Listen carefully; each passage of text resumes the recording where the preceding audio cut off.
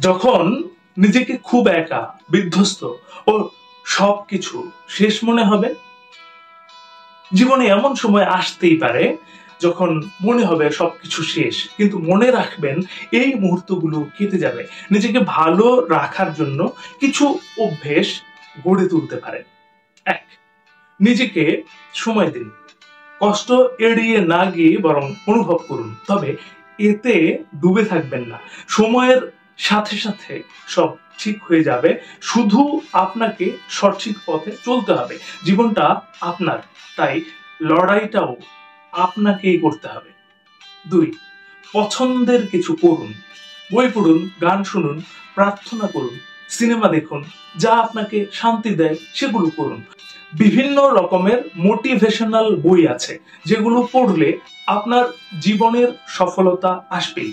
বিভিন্ন বিদেশি লেখকের বই পড়ুন, তবে যদি হার্ড কপি কিনতে না চান তাহলে গুগলে সার্চ করলে পিডিএফ ভার্সনও আপনি অনলাইনে পেয়ে যাবেন, এবং আপনি বাংলা ভাষায় চাইলে তাও আপনি খুঁজে পেয়ে যাবেন।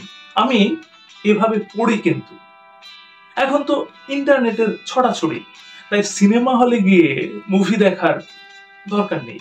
ইউটিউব বা বিভিন্ন সাইটে আপনি ফ্রিতেই আপনার পছন্দের সিনেমাগুলো বা কিছু মোটিভেশনাল মুভিও পেয়ে যেতে পারেন, যা আপনাকে চলার পথে অনুপ্রেরণা দেবে। ৩. শরীর চর্চা করুন।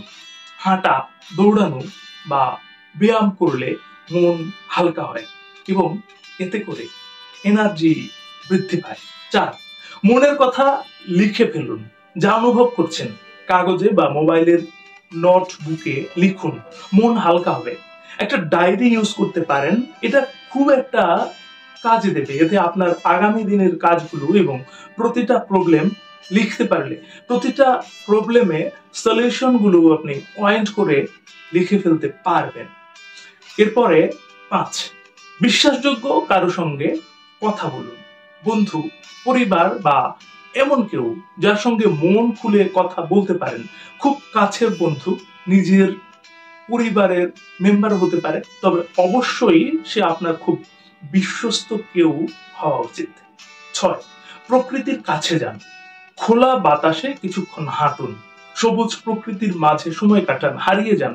ঘুরতে বেড়ানোর জন্য প্রচুর দূরে যাওয়ার দরকার নেই, আশেপাশেই কোথাও কোনো পার্কে, মন্দিরে, নদীর ধারে এবং অনেক ফ্রি দর্শনীয় স্থান আছে যেখানে কোনো এন্ট্রি ফি নেই।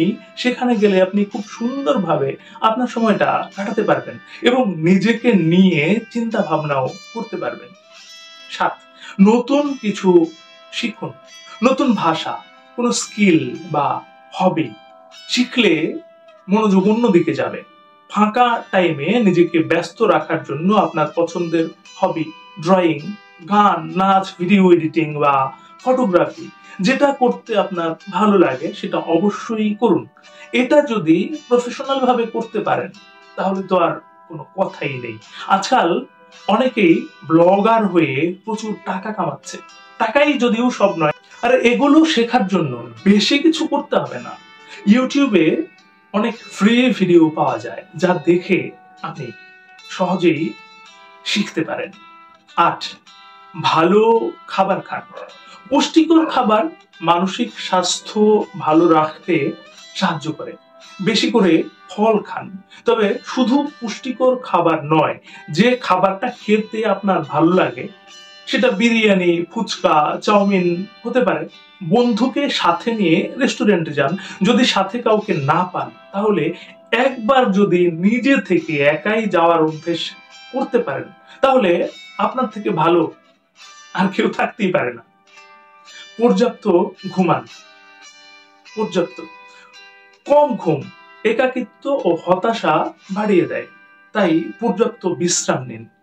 রাতে সোশ্যাল মিডিয়ায় কম টাইম দিয়ে মোবাইলটিকে দূরে রেখে ৬ থেকে ৭ ঘন্টা অবশ্যই ঘুমান। যতটা ঘুমালে আপনার আরাম লাগে ততটাই সময় নিন। ১০. আত্ম উপলব্ধি ও ধ্যান করুন। মেডিটেশন বা প্রার্থনা করলে মানসিক শান্তি পাওয়া যায়। কিছুটা সময় আশেপাশের কোনো মসজিদ বা মন্দিরে গিয়ে নিজের ধর্ম অনুযায়ী প্রার্থনা করুন, দেখবেন খুব ভালো লাগবে। জীবন কঠিন হতেই পারে, কিন্তু এটি শেষ নয়। নিজেকে ভালোবাসুন, সময় দিন এবং শক্ত থাকুন। শেষ করার আগে একটি কথা মনে করিয়ে দিই, এই পৃথিবী তাকেই সম্মান দেয় যে ইউনিক কিছু করতে পারে। ইউনিক কিছু করুন, ভালো শুনুন, ভালো থাকুন। ধন্যবাদ।